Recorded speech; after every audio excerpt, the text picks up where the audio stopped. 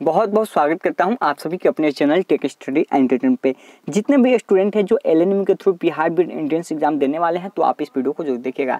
यह वीडियो आपके लिए मोस्ट इंपोर्टेंट वीडियो है। मैं आपके लिए 15 रीजनिंग के प्रश्न लेके आया हूं। अगर आपकी थोड़ी सी कन्फ्यूजन यहाँ पे दूर होती है तो आप देखते हैं यहाँ पे इसका आंसर टिक आउट कर सकते हैं। तो अगर आपने पहले पढ़ाई कर रखी है तो आप इसको टेस्ट के तौर पर लगाएंगे कि आपकी क्वेश्चन कितनी सही हो रही है 15 में से। तो आइए बिना देरी शुरू करते हैं आज की क्लास। आज की पहली क्वेश्चन है, यहाँ पे देख सकते हैं कि 3 का संबंध 243 से है तो 5 का क्या है।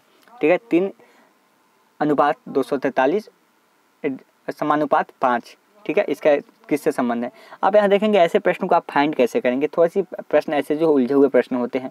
अब यहाँ पे आप माइंड लगाएंगे कि अपना स्क्वायर और क्यूब लगाएंगे तो क्यूब तो होगा ही नहीं।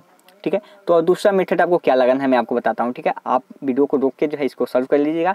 ठीक है, मैं यहाँ पे बताता हूँ। तो यहाँ पे आपको करना क्या है, यहाँ पे सबसे पहले यहाँ पे 3 है, 3 का यहाँ पे 5 कर लीजिए। 3 का पावर 5 कीजिए, देखते हैं आता है कि नहीं। 3 के पावर 5 को करते हैं यानी 3 5 पर मल्टीप्लाई होगा। अब देखिए 3 तिया 9 होता है, 9 तिया 27 होता है, 27 तिया 81, 81 तिया 243 आ गया। इसी तरह से 5 का आप पावर 5 कर दीजिए, यानी कि 3 का पावर 5 किए हैं तो उसी तरह से 5 का पावर 5 करेंगे तो आपका आएगा कितना 3125 आएगा। कितना आएगा 3125। तो उम्मीद करते हैं आपको प्रश्न जो है समझ में आ गई होगी। चलते हैं नेक्स्ट प्रश्न को। तो नेक्स्ट यहाँ पे देखेंगे, यहाँ पे दी गई श्रृंखला है, इसमें से आपको अगला टर्म जो है निकालना है क्या होगा। तो अगले टर्म की बात करें तो आप यहाँ पे देख पाएंगे, यहाँ पे 5 है, यहाँ पे 7 है, 25 है, 49 है, 125 है। आप देखेंगे यहाँ पे 5 है यानी 5 का स्क्वायर देखेंगे, 5 का पावर देखेंगे, फिर 5 का स्क्वायर हुआ है यहाँ पे, उसके बाद 5 का यहाँ पे क्यूब हुआ है। ठीक है, इस तरह से हो रहा है। उसके बाद यहाँ पे 7 है, ठीक है, 7 का स्क्वायर है, फिर इसी तरह से अगला क्या होगा 7 का क्यूब होगा। ठीक है, आपको समझ में आ गई होगी बिल्कुल। तो 7 का क्यूब कितना होगा 343 होगा। ठीक है, फिर से मैं बताता हूँ, यहाँ पे 5 है, 5 का स्क्वायर हुआ है, फिर यहाँ पे 5 का क्यूब हुआ है। उसी तरह से 7 का स्क्वायर हुआ है तो 7 का क्यूब भी होगा। तो 7 का क्यूब कितना होता है 343 होता है। क्यूब का मतलब किसी भी संख्या को 3 बार गुना करना। तो 7 को 3 बार गुना कीजिएगा तो 343 ही होगा। अगला प्रश्न यहाँ पे देखेंगे, इसमें आपको फाइंड करना होता है। यह मैट्रिक्स के अंतर्गत भी आता है और सीरीज के भी अंतर्गत आता है। तो यहाँ पे एक्स आपको फाइंड करना है और कहीं कहीं आपको क्वेश्चन मार्क रहता है। तो अब यहाँ पे एक्स फाइंड करना है तो आप कैसे करेंगे, या तो इसको इसमें से करेंगे, प्लस करें, माइनस करें, उसके बाद डिवाइड करें, मल्टीप्लाई करें, जो भी करें। ठीक है, क्यूब करें, स्क्वायर करें, कैसे भी आपको मंगाना है, फिर या ऐसे कर सकते हैं आप इसको इससे। लेकिन आप यहाँ पे देखेंगे कि जब जैसे ही आपको बड़ी संख्या दिख जाए तो आपका काम जो है आसान हो जाता है। कैसे बड़ी संख्या कहने का मतलब ये आपका बड़ी संख्या हो गया, ये सब बड़ी संख्या आपका। तो यहाँ पे आसान क्या हुआ आपका, यहाँ पे देखेंगे 7 है, 7 का क्यूब कितना होता है 343। ठीक है, उसके बाद 3 का क्यूब कितना होता है 27 होता है। अब इस दोनों को आप ऐड कर दीजिए, कितना हो गया 370 हो गया।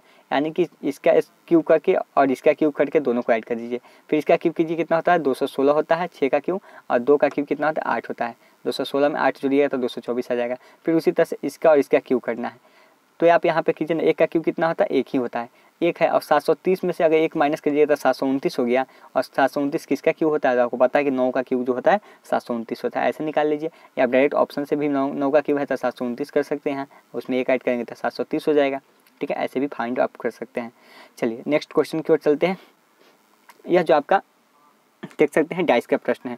यह क्वेश्चन मैं आपको पहले भी करा चुका हूं और डाइस मैंने अच्छे से पढ़ा दिया आपको। अगर आपको समझ में नहीं आ रही तो आप उस वीडियो को देख सकते हैं। देखिए यहाँ पे कहने का मतलब, यहाँ प्रश्नवाचक चिन्ह के स्थान पर क्या होगा। यह पूछ रहा है कि जो प्रश्नवाचक चिन्ह है इसके स्थान पर क्या आएगा। तो ऐसे प्रश्न हम लोग कैसे सोल्व करते हैं। देखिए यहाँ पे जैसे ही आपने यहाँ पे देखा, आपको अगर सबसे पहले क्या फाइंड करना है, यहाँ पे कॉमन फाइंड करना है। इसमें दोनों में कॉमन कौन है। अगर सिंगल कॉमन मिलता है तो प्रश्न बन जाएगा, लेकिन डबल कॉमन मिलता है तो प्रश्न आसानी से बन जाएगा। ठीक है, बहुत जल्दी बन जाएगा। तो पहले कोशिश कीजिएगा कि यहाँ पे आपका डबल कॉमन मिल जाए। यहाँ तीन राइट्स है तो वहाँ आपको डबल कॉमन मिल सकता है। यहाँ पे देखिए ए है, यहाँ पे डी है, यहाँ भी ए है, यहाँ पे डी है। तो जैसे ही मैंने आपको बताया है कि जहाँ पे कहीं भी आपको डबल कॉमन मिल जाए तो वहाँ जो एक दूसरे का अपोजिट बच जाएगा, जो एक दूसरे नंबर बच जाएगा वह एक दूसरे का अपोजिट होगा। जैसे यहाँ पे ए और डी है, यहाँ पे भी ए और डी है, बच कौन गया यहाँ पे प्रश्नवाचक चिन्ह और यहाँ पे एफ, यानी कि प्रश्नवाचक चिन्ह का अपोजिट क्या हो गया एफ हो गया, और एफ का अपोजिट क्या हो गया प्रश्नवाचक चिन्ह हो गया। अब देखिए हमसे क्या पूछा है प्रश्न, प्रश्नवाचक चिन्ह का ही तो अपोजिट पूछा है, तो एफ होगा कि नहीं होगा, बिल्कुल होगा। प्रश्नवाचक चिन्ह का यहाँ पे क्या हो जाएगा अपोजिट वही ना होगा, एफ हो जाएगा, यानी ऑप्शन नंबर डी आपका करेक्ट हो गया। इसमें कोई बड़ी बात नहीं है, बस ऐसे ही। अगला की देखिए, धातु है, लोहा है, क्लोरीन है, इसमें आपको सही वेन आलेख बताना है। और यह प्रश्न जो है आपसे बहुत बार पूछा जा चुका है और ऐसा क्वेश्चन मैंने आपको बहुत बार करा दिया है, तो इसका आप जो है आसानी से सोल्व कर पाएंगे। अब सबसे पहले आपको जानना होगा कि धातु क्या होता है, लोहा क्या होता है, क्लोरीन क्या होता है। धातु क्या होता है, ऐसे ना हम लोग पढ़े थे धातु को पीटने पे आ जाती है, ये सब जो होती है नॉर्मली होती है। उसके बाद लोहा क्या होता है, लोहा तो धातु ही ना है, लोहा के बारे में तो हम लोग जानते हैं कि धातु है, लेकिन क्लोरीन तो यहाँ पे धातु नहीं है। क्लोरीन का जवाब आप लोग का होगा कि यह तो सर गैस है। हाँ बिल्कुल है। तो देखिए धातु क्या, लोहा है, ठीक है। सबसे पहले एक धातु का डायग्राम बना लेंगे, ठीक है। धातु हो गया। लोहा क्या आता है, धातु के अंतर्गत ही तो आता है, ये भी तो धातु है, तो इसके अंतर्गत अंदर डाल दिए। अब देखिए क्लोरीन क्या है, यह तो धातु में नहीं आता है, तो गैस में आ जाता है, अलग हो जाता है, इसके डायग्राम अलग बना दीजिए, ठीक है। ऐसा कहीं डायग्राम में आपको मिल रहा है, बिल्कुल मिल रहा है। ऑप्शन नंबर डी तो देखिए सही से मिल रहा है ना, बिल्कुल सही आंसर हो जाएगा ऑप्शन डी। चलिए अगला प्रश्न देखते हैं। दिन, सप्ताह और वर्ष के संबंध में आपको बताना है। देखिए दिन के बारे में आपको पता होगा, 1 2 3 ऐसे ना दिन होता है। सप्ताह क्या होता है, सप्ताह में 7 दिन होता है। और वर्ष क्या होता है, वर्ष में आपका 365 दिन होता है। 365 दिन होता है ना, या 366 दिन भी होता है जब लीप ईयर होता है। तो आपका वर्ष में 52 सप्ताह होता है, और जब लीप ईयर होता है तो उससे 1 दिन ज़्यादा होता है। तो सबसे पहले आप क्या करेंगे, बड़ा कौन है इसमें आपको पता होगा, तो वर्ष होगा। उससे बड़ा छोटा कौन है, सप्ताह है, फिर दिन है। तो सबसे पहले एक वर्ष का बना लीजिए बड़ा, ठीक है। उसके बाद एक सप्ताह का बना लीजिए। और दिन क्या आता है, सप्ताह के अंतर्गत ही तो दिन आता है, दिन ही तो मिलकर सप्ताह बनता है। तो यह ऐसा कहीं ऑप्शन है, ऑप्शन नंबर ए ही में तो है, बिल्कुल सही आंसर हो जाएगा आपका। चलिए नेक्स्ट पे चलते हैं। नेक्स्ट प्रश्न यहाँ पे देखेंगे, 5 + 7 = 21 और 9 + 4 = 31। तो 7 + 9 क्या होगा, जल्दी से इस क्वेश्चन का आंसर देखिए। देखिए क्या इसमें करना क्या है, लॉजिक इसका समझिए। 5 + 7 जोड़ेंगे तो कितना होगा, 12 होगा, ठीक है। 9 4 कितना जोड़ेंगे तो 13 होगा। 7 6 जोड़ेंगे तो कितना होगा, 16 होगा। 7 9 जोड़ेंगे तो 16 होगा। लेकिन किया क्या है यहाँ पे, इस नंबर संख्या को पलट दिया है, 1 और 2 को पलट दिया है तो 21 हो गया है, ठीक है। 9 और 4 9 को जोड़ के फिर पलट दिया है तो 3 1 31 हो गया है। इसको क्या करेगा तो 9 7 97 हो जाएगा, क्या होगा 97, नहीं 7 9 16, इसको पलट देगा 61 हो जाएगा, ऑप्शन नंबर ए हो जाएगा। यानी कि दोनों संख्या को ऐड करके बाद में संख्या को जो है पलट दिया है, क्या किया है, उल्टा कर दिया है। तो ऑप्शन नंबर यहाँ पे ए हो जाएगा, बहुत ही सिंपल है। चलिए अगला प्रश्न यहाँ पे देखेंगे कि वर्ष 1988 में स्वतंत्रता दिवस सोमवार को मनाया गया। वर्ष 1989 में यह किस दिन मनाया जाएगा। सबसे पहले आपको यह जानकारी होनी चाहिए कि स्वतंत्रता दिवस कब मनाया जाता है और गणतंत्र दिवस कब मनाया जाता है। तो गणतंत्र दिवस की बात करें तो वह 26 जनवरी को मनाया जाता है और स्वतंत्रता दिवस 15 अगस्त को मनाया जाता है। तो यानी कह रहा है कि 1988 में स्वतंत्रता दिवस कब मनाया गया था, सोमवार को मनाया गया था। तो 1989 में क्या होगा, देखिए कैलेंडर का टॉपिक मैं आपको पढ़ा दूंगा 1 से 2 दिन में। प्लीज़ आप लोगों की कमेंट भी आ रही थी और रिक्वेस्ट भी आ रही थी, तो मैं यहाँ पे पढ़ा दूंगा, लेकिन थोड़ी सी नॉर्मली समझा देते हैं। देखिए यहाँ पे होता है कि सप्ताह में आपका 7 दिन होता है, महीने में आपका 30 दिन होता है और वर्ष में आपका 365 366 दिन होता है। देखिए वर्ष में 366 दिन कब होता है, जब लीप ईयर्स होता है। जब फरवरी में 28 जो है फरवरी बढ़ के 29 हो जाता है। लीप ईयर्स जो है 4 वर्षों पर डिवाइडेड होता है। जो भी संख्या आपका 4 से डिवाइड हो जाए वह लीप ईयर्स होता है। देखिए 1988 4 से डिवाइड हो जाएगा, बिल्कुल ये आपका लीप वर्ष है। अब यहाँ पे देखिए, लेकिन लीप वर्ष में जो ऐड होता है वह फरवरी भी ऐड होता है ना, लेकिन अगर यहाँ पे दिया रहता 15 जनवरी से या 26 जनवरी से तो उसमें ऐड होता है, 1 दिन एक्स्ट्रा होता है। लेकिन यहाँ स्वतंत्रता दिवस से दिया यानी कि 15 अगस्त से दिया हुआ है, तो इसमें फरवरी इंक्लूड हो रहा है, नहीं हो रहा है, तो इसमें एक ही दिन बढ़ेगा। यानी कि ऐसे ही जब भी आपका साधारण वर्ष हो तो उसमें होता क्या है कि आज अगर मंगलवार है, अगर 1 जनवरी को मंगलवार है, ठीक है, 1 जनवरी को मंगलवार है तो 31 जनवरी को मंगलवार ही होगा, ठीक है।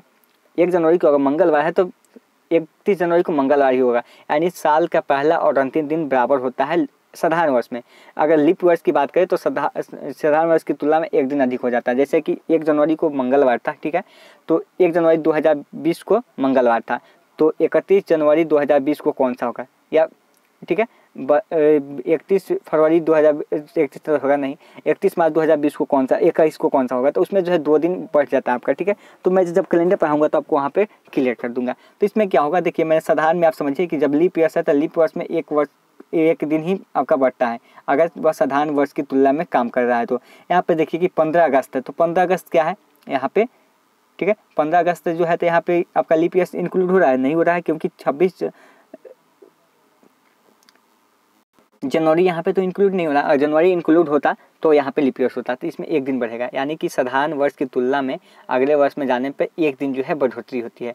यहाँ 1988 से 1989 365 दिन हुआ, 1 वर्ष हुआ, ठीक है। और यह जो लीप ईयर्स है, लेकिन लीप ईयर्स में अगर फरवरी में रहता, फरवरी अगर जैसे 28 था उसके पहले का कोई दिन रहता तो 2 दिन बढ़ता, लेकिन इसमें सिर्फ 1 दिन ही बढ़ेगा। क्यों, क्योंकि यह जो है 15 अगस्त से काउंट हो रहा है। अगर यही रहता जैसे कि 1988 नॉर्मल है, ठीक है, 1 जनवरी 1988 अगर हो गया आपका कौन सा दिन है, सोमवार है।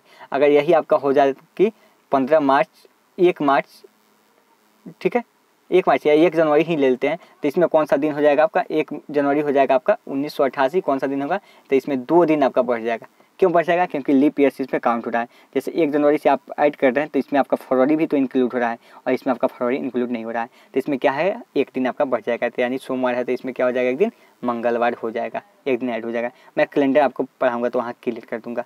अगला प्रश्न है कि एक विशिष्ट कोड में मटेरियल को इस तरह से लिखा जाता है तो कोड भाषा में रिमेम्बर को क्या लिखा जाए। देखिए ऐसे प्रश्न को सबसे पहले क्या करना है, इसको ऐड कर लीजिए, मतलब इसको गन लीजिए कि कितने पार्ट में और डिवाइड करना है। सबसे पहले यहाँ शब्द काउंट कीजिए 1 2 3 4 5 6 7 8 8 है तो 4 4 में तोड़ लीजिए, इसको भी 4 में।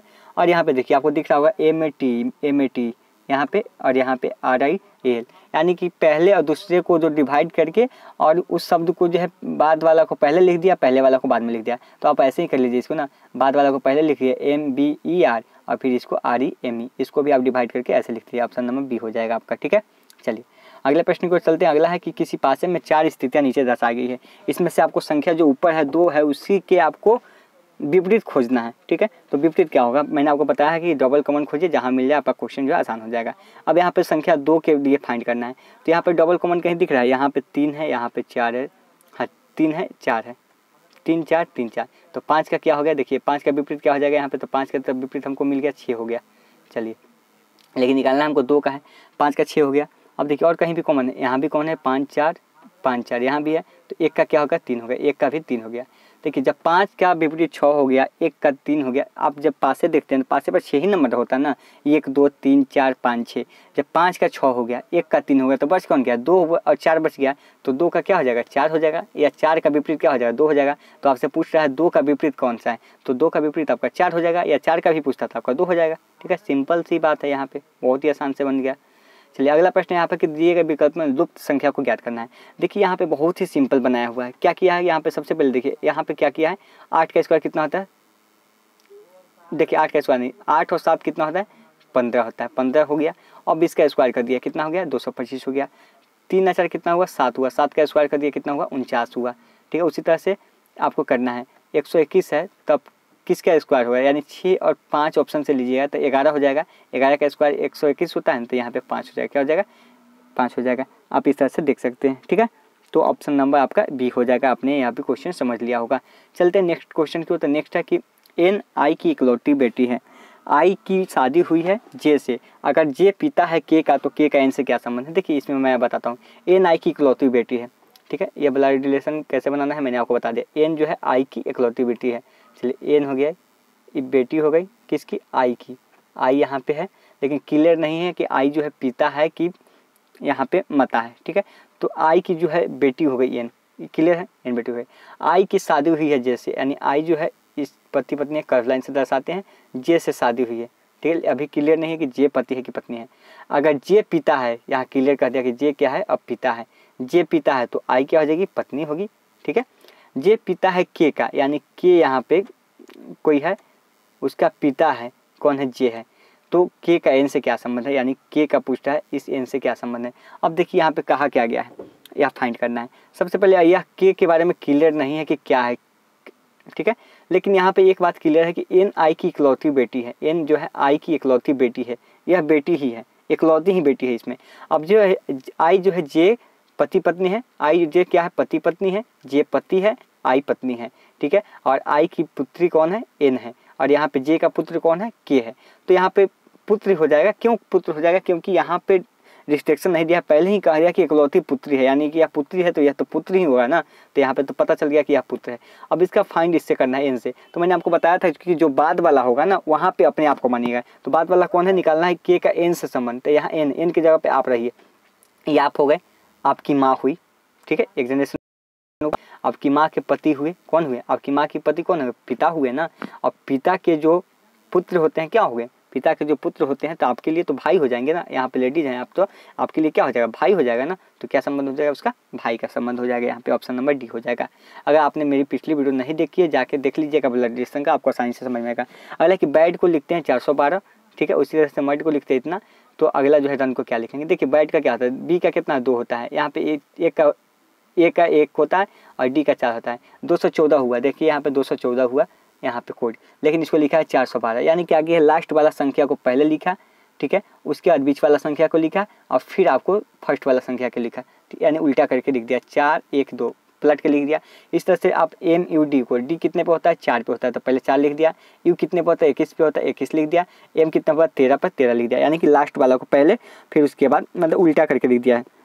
एन कितने पे होता है 14 पे होता है, यू कितने पे होता है 21 पे होता है, आर कितने पे होता है 18 पे होता है, यानी कि यहाँ पे देख पाएंगे कि 14 21 18 कहीं ऑप्शन में है, बिल्कुल है 14 21 18 ऑप्शन नंबर ए में है, ठीक है। उल्टा करके लिख दिया आप बना सकते हैं। अगला प्रश्न यहाँ पे देखेंगे कि दिए गए विकल्प में विषम संख्या को ज्ञात करना है, जो विषम है उसको। देखिए ऐसे प्रश्न को आपको कैसे सॉल्व करना है मैं बता देता हूँ। देखिए सबसे पहले इसको आप छोटा कर लीजिएगा। छोटा कैसे कीजिएगा, डिवाइड देखिए यहाँ कितना से कटने वाला है 20 से, 20 चौका 80 हो जाएगा, 4 रेशियो और यहाँ पे 3 हो जाएगा, ठीक है। उसके बाद 16 से काटिए इसको, कितना से कटेगा 24 से काटिए, 24 चौका 96 और हाँ ठीक हो जाएगा 16 छक 96। एक सेकंड देख लेते हैं इसको कितना से कटने वाला है। यह जो है आपका 16 से कटेगा, नहीं 16 छक 96 हो जाएगा और 16 25 80 हो जाएगा, ठीक है। अगला देखिए यहाँ क्या है 16 चौका 64, 16 3 48, ठीक है। यहाँ कितना से 26 से काटिए, 26 चौका 104 और 26 3 78। अब देखिए यहाँ पे आपको विषम कौन लिख रहा है, यहाँ पे 4 रेशियो 3 है, यहाँ भी 4 3 है, यहाँ भी 4 3 है, लेकिन ये आपका 6 रेशियो 5 हो गया। ये आपका जो है अलग हो गया, एक दूसरे से अलग हुआ ना। अब इसको जो है आप सही मार दीजिए, ठीक है, ऑप्शन बी हो जाएगा, ठीक है। ऐसे आप कर सकते हैं। अगला यहाँ पे देख सकते हैं कि लुप्त संख्या ज्ञात करना है। देखिए बहुत ही सिंपल प्रश्न है। यह प्रश्न आप देख सकते हैं सर्किल में है, तो आप यहाँ पे देखेंगे 2 और यहाँ पे देखिए 16 ऐसे क्रॉस देखिए तो 2 का पावर 4 कीजिए तो कितना होता है 2 दूना 4 दूना 8 दूना 16 हो गया। इसी तरह से आप यहाँ पे 256 किसका करेंगे, 8 का करेंगे तो होगा नहीं, ऑप्शन से लेंगे तो 4 का करेंगे तो होगा, 4 का पावर 4 कीजिए तो 4 को 4 से मल्टीप्लाई 16, 16 चौका 64, 64 चौका 256, यानी कि यहाँ पे 4 का पावर 4 होगा। यहाँ 2 का पावर 4 हुआ तो यहाँ पे 4 का पावर 4 होगा, यानी कि ऑप्शन नंबर यहाँ पे बी हो जाएगा, ठीक है। यहाँ पे 2 का पावर 4 हुआ तो यहाँ पे क्या होगा 4 का पावर 4 होगा, 256 होगा। तो फ्रेंड्स ये था आपका 15 प्रश्न जो मैंने आपको करा दिया, जो मोस्ट इंपॉर्टेंट प्रश्न था। तो वीडियो कैसा लगा जरूर कमेंट करके बताइएगा और नेक्स्ट वीडियो में मैं ऐसा ही क्वेश्चन लेके आऊँगा। तब तक के लिए धन्यवाद।